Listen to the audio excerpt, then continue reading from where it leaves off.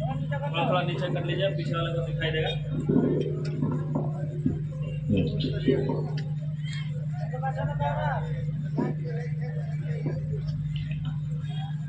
السلام عليكم ورحمة الله وبركاته. الحمد لله نحمده ونستعينه ونستغفره ونعوذ بالله من شرور أنفسنا ومن سيئات أعمالنا. من يهده الله فلا مضل له ومن يضلله فلا هادي له. وأشهد أن لا إله إلا الله وحده لا شريك له. وأشهد أن محمدا عبده ورسوله. أما بعد فإن خير الحديث كتاب الله وخير الهدي هدي محمد صلى الله عليه وسلم. وشر الأمور محدثاتها وكل محدثة بدعة وكل بدعة ضلالة وكل ضلالة في النار. أعوذ بالله من الشيطان الرجيم. بسم الله الرحمن الرحيم. يا أيها الذين آمنوا اتقوا الله حق تقاته ولا تموتن إلا وأنتم مسلمون. يا أيها الناس اتقوا ربكم الذي خلقكم من نفس واحدة وخلق منها زوجها وبث منهما رجالا كثيرا ونساء. واتقوا الله الذي تساءلون به والأرحام إن الله كان عليكم رقيبا. يا أيها الذين آمنوا اتقوا الله وقولوا قولا سديدا يصلح لكم أعمالكم ويغفر لكم ذنوبكم. ومن يطع الله ورسوله فقد فاز فوزا عظيما. فقد قال الله تبارك وتعالى في كلامه المجيد والفرقان الحميد. بسم الله الرحمن الرحيم. وما جعلنا لبشر من قبلك الخلد أفإن مت فهم الخالدون. قال تعالى كل نفس ذائقة الموت وإنما توفون أجوركم يوم القيامة. رب اشرح لي صدري ويسر لي أمري واحلل عقدة من لساني يفقه قولي. رب زدني علما رب زدني علما اللهم رب زدني علما. اسٹیج پر جلوہ فروز علماء کرام سامنے بیٹھے ہوئے بزرگان دین، نوجوان ساتھیوں اور مستقبل کے ہونہار بچوں اور پردے کے پیچھے بیٹھی ہوئی اسلامی خواتین، مائیں اور بہنیں، اللہ رب العالمین کا یہ بے پایا شکر و احسان اور فضل و کرم ہے کہ اس رب کائنات نے ہمیں اور آپ کو یہ سنہرا موقع فراہم کیا کہ آج ایک جگہ بیٹھ کر کے ہم اور آپ دین اور شریعت کی کچھ باتیں قرآن اور حدیث کی روشنی میں سن رہے ہیں۔ آج کے اس پرفتن دور میں کم و بیش اکثر انسانوں کی یہی حالت ہے کہ وہ آدمی غفلت بھری زندگی گزار رہا ہے، اپنی اخروی زندگی کے حوالے سے بھی، عذاب قبر کے حوالے سے بھی اور عذاب جہنم کے حوالے سے بھی، اور سب سے زیادہ جس چیز کو لے کر کے ہمارے اور آپ کے درمیان میں غفلت پائی جاتی ہے وہ چیز ہے موت۔ آج ایک آدمی اس دنیا کے اندر گناہوں کا اور برائیوں کا اگر ارتکاب کر رہا ہے تو کہیں نہ کہیں ایک وجہ یہ ہے کہ وہ انسان اپنی موت سے غافل ہو چکا ہے، یا وہ انسان اپنے عذاب قبر کے بارے میں نہیں سوچتا، اس قبر کی پہلی رات کے بارے میں تصور نہیں کرتا۔ یہی وجہ ہے کہ ایک انسان اس دنیا کے اندر غفلت بھری زندگی گزارنے پر مجبور ہے،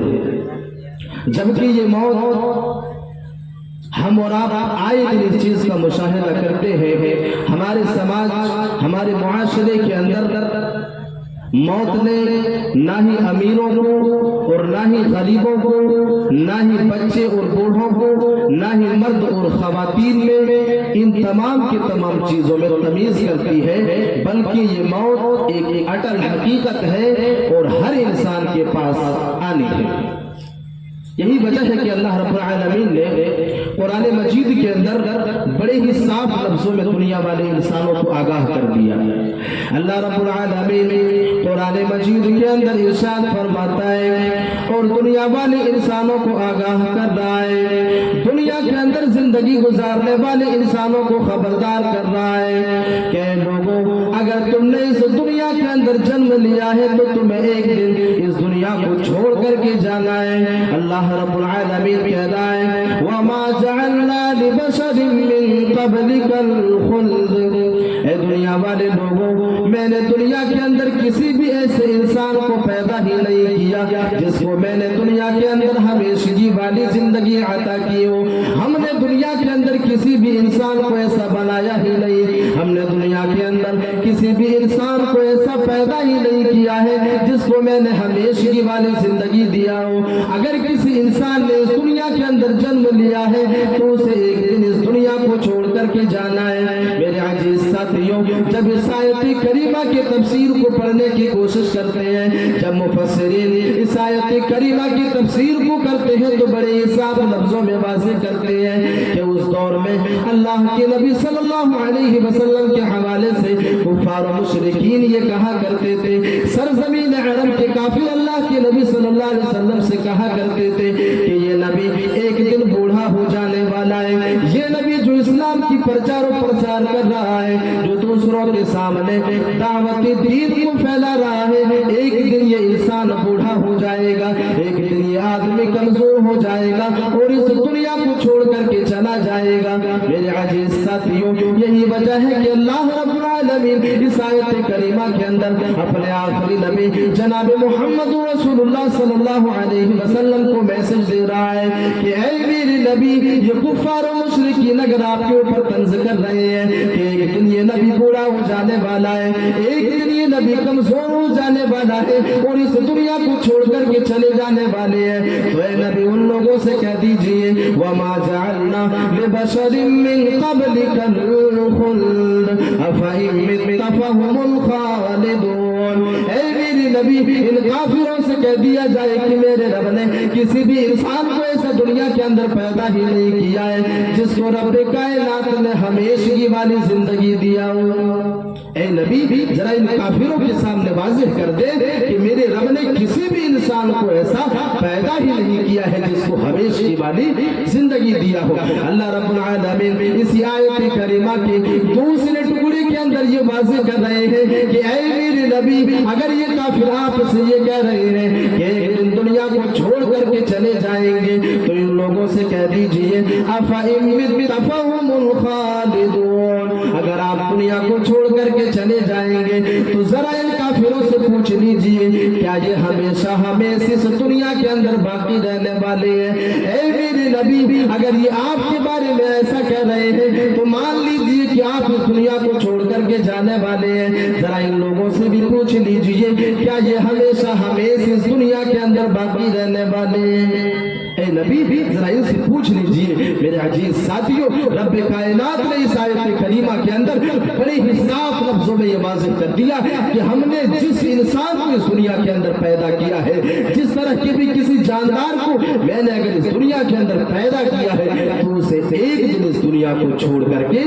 جانا ہے۔ اللہ رب العالمین اسی بات کو ایک دوسرے آیت کریمہ کے اندر اور صاف لفظوں میں واضح کر رہا ہے، قُلْ إِنَّ الْمَوْتَ الَّذِي تَفِرُّونَ مِنْهُ فَإِنَّهُ مُلَاقِيكُمْ ثُمَّ تُرَدُّونَ إِلَىٰ عَالِمِ الْغَيْبِ۔ اللہ رب العالمین اس آیت کریمہ کے اندر دنیا کے تمام لوگوں کو یہ چیلنج کر رہا ہے، دنیا کے اندر بسنے والے تمام لوگوں کو یہ چیلنج کر رہا ہے اور سوال کر رہا ہے کہ دنیا والے لوگوں اگر تم اس دنیا کے اندر موت سے فرار اختیار کرنا چاہتے ہو، اگر تم موت سے بھاگنا چاہتے ہو اور دنیا کے اندر مضبوط سے مضبوط قلعے کے اندر چھپ کر کے تم یہ سوچتے ہو کہ ہم موت سے بچ جائیں گے، اللہ رب العالمین کہہ رہا ہے قُلْ إِنَّ الْمَوْتَ الَّذِي تَفِرُّونَ مِنْهُ فَإِنَّهُ مُلَاقِيكُمْ۔ اس دنیا کے اندر چاہو تم موت سے کتنا ہی فرار اختیار کر لو لیکن یہ موت تم تک ایک دن پہنچنے والی ہے، یہ موت تم تک خود چل کر کے آنے والی ہے اور تم سے ملاقات کرنے والی ہے۔ میرے عزیز ساتھیوں ذرا غور و فکر کرنے کی کوشش کریں، تاریخ کی کتابوں کا مطالعہ کرنے کی کوشش کریں، اس دنیا کے اندر کتنے ایسے انسان آپ کو ملیں گے جن لوگوں کے بارے میں مورخین نے لکھا ہے، جن لوگوں کے بارے میں تاریخ نگاروں نے لکھا ہے کہ ان تمام کے تمام لوگوں نے موت سے انکار کیا، ان تمام کے تمام لوگوں نے موت سے انکار کیا اور اس نے یہ دعویٰ کیا کہ مجھ تک موت پہنچ ہی نہیں سکتی۔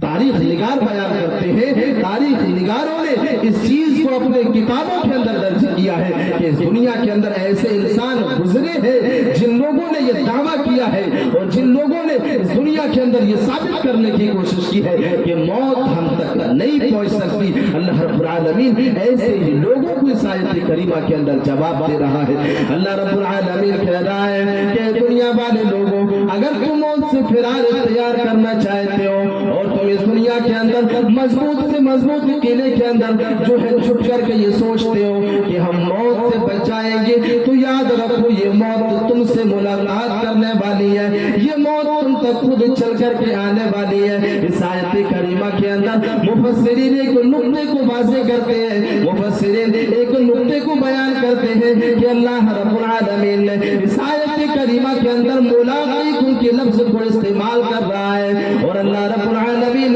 دنیا والے انسانوں کو یہ میسج دے رہا ہے کہ دنیا والے لوگوں کو تمہیں تکلیف کرنے کی ضرورت ہی نہیں ہے بلکہ یہ موت تم تک خود چل کر کے آنے والی ہے۔ میرے عزیز ساتھیوں اس آیت کریمہ سے بھی اس بات کی وضاحت ہمیں ملتی ہے کہ دنیا کے اندر جتنے بھی انسان ہیں ان تمام کے تمام انسانوں کو ایک دن اس دنیا کو چھوڑ کر کے جانا ہے،